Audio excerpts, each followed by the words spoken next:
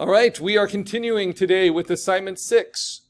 What we've done so far is take our spot illustration from assignment 5, and we did a blocking sketch. Remember, a text block sketch is when you kind of figure out the space you want your type to take up. And that's the first thing we post, just a loose sketch. In order to do a type blocking sketch, you do need to understand what type, or generally how many words you want to use. But then the project is about designing that type. And so last class we worked on designing it and turning it into a vector, and we used some Adobe Illustrator tools to do that. And all of this was in our YouTube.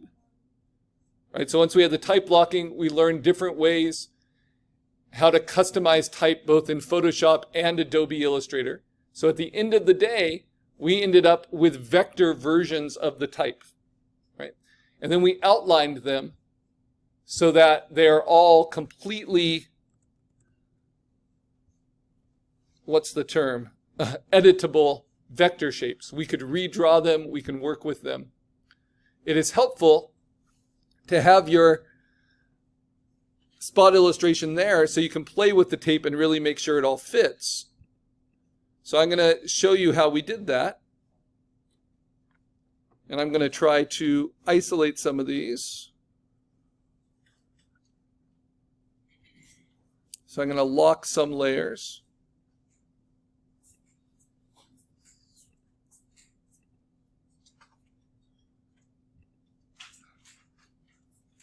See, where's my I and my D?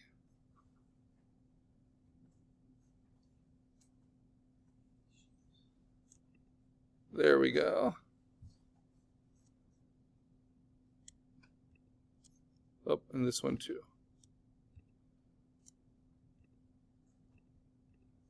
So I take all my vector layers and I can kind of move them and arrange them to make sure they fit in with my text blocking and my illustration. And one thing I have kind of a problem with is I like this W, but I don't like how it's so close. That's called a tangency to touching my spot illustration. So what do I do? I'm going to use the small selection tool, select that one individually, and then I'm going to move it. But I can also stretch it, right?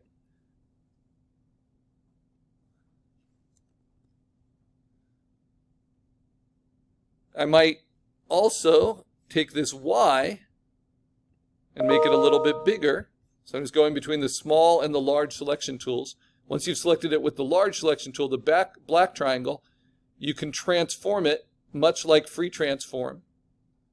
You can stretch it, you can rotate it.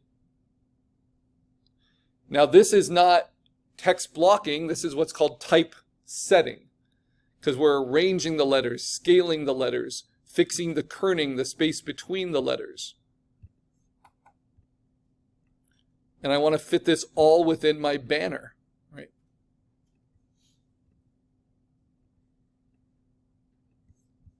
This is after you've outlined it, after you've used the type tool. So remember, to outline your type, you use just right-click on it as it's a type tool, and then you'll be able to select all these vector shapes independently.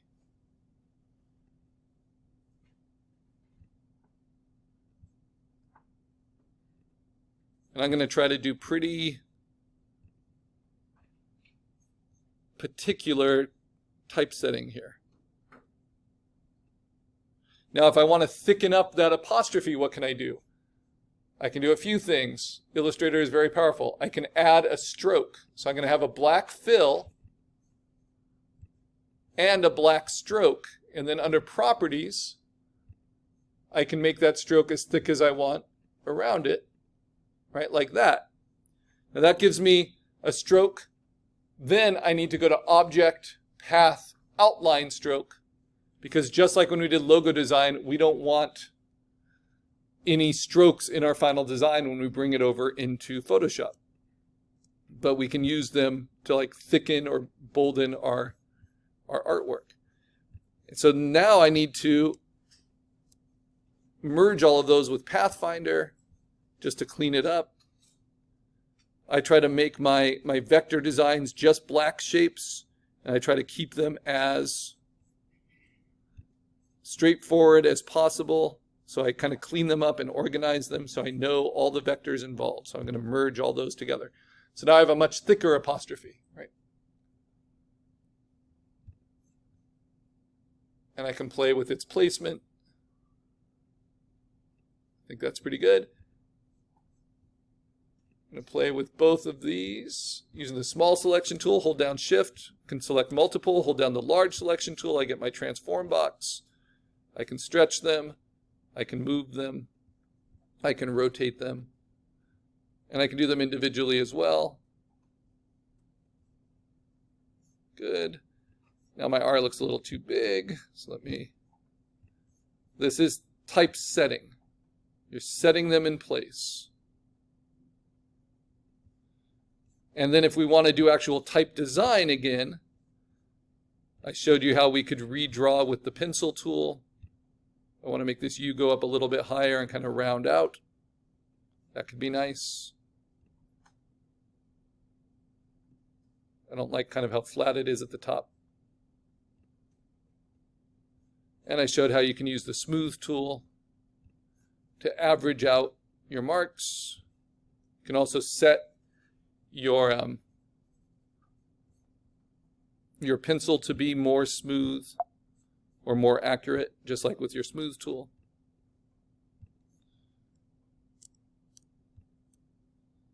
If I wanted to make my O a little bit more lopsided, I'm just doing this with a trackpad, but it helps give the kind of customized look to your type. I'm actually going to switch to my tablet because that's a little bit easier to draw with. So the pencil tool works as long as you start on the path and end on the path. And I want to give this a little bit more, even though it's nice and clean with the type design, I want to give it a little bit more of a custom shape.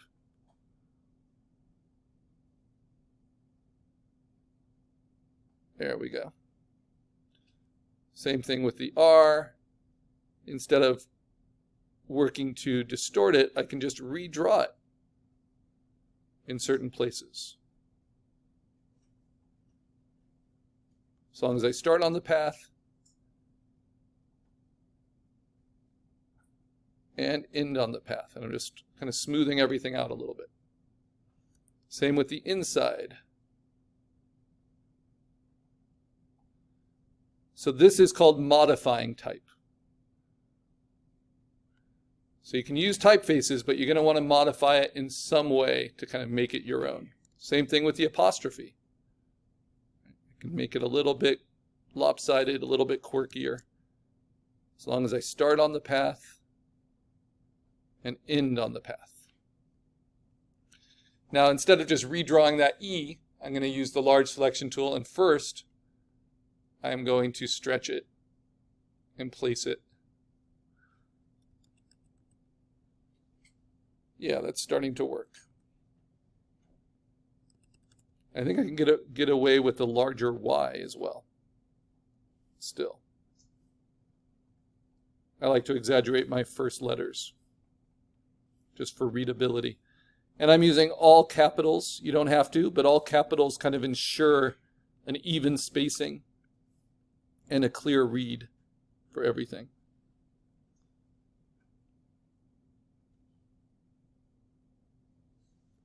And you can hand adjust your kerning, your space between the letters this way. And then maybe I'll hand draw this a little bit, just to give it a little bit of tilt, a little bit of serif. Serif are these little brackets decorating it at the top and bottom.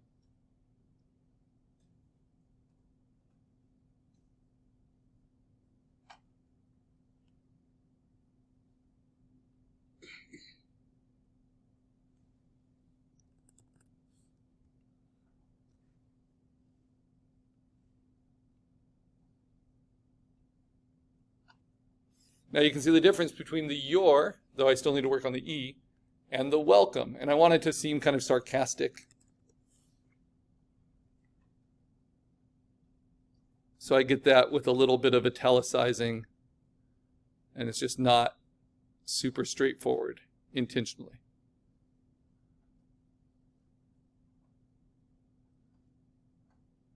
And as someone who's not very good at drawing type on their own, I really like being able to redraw and modify from existing typefaces.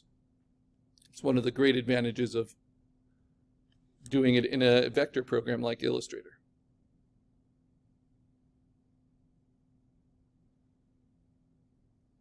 Maybe lengthen this one. So if you don't start on the path and end on the path, it will just draw a new path. So I just do Command Z to reset it.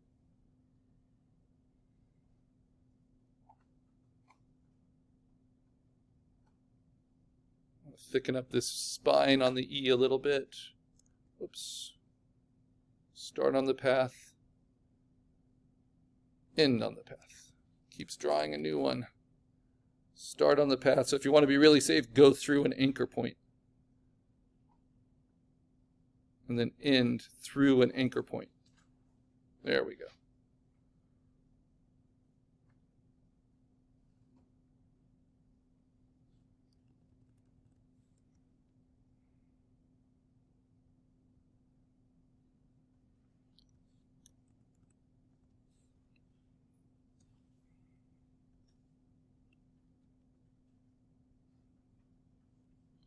Just going to increase the space between the E and the W there. Sometimes I add a little bullet there. I could even just draw one in.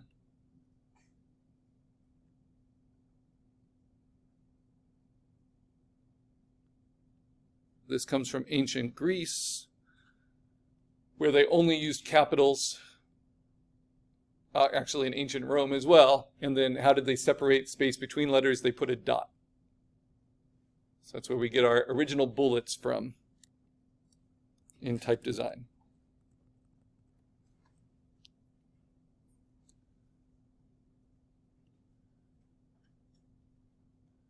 And you can see from the typefaces just how efficient they are in their use of anchor points.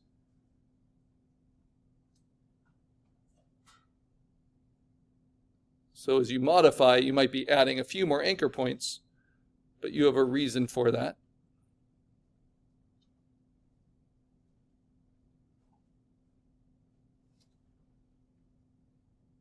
And it makes it all more your personality, which is the whole point of this assignment.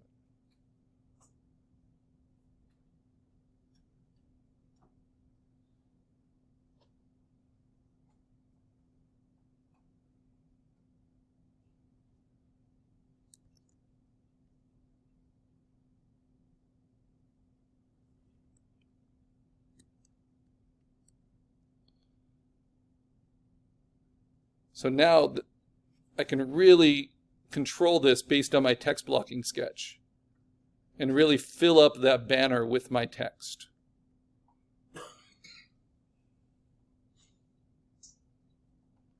Even though it's just black, right?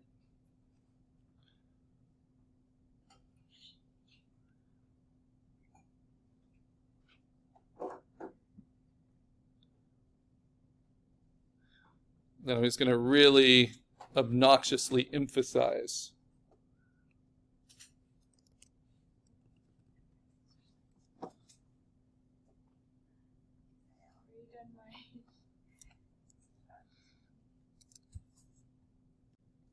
All right, so in this way, using my vector tools, just modifying with my pencil tool,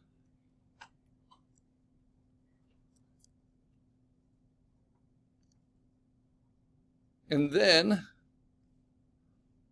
using just slight modifications, especially of the horizontals and verticals built into the type, right? I'm able to customize my type.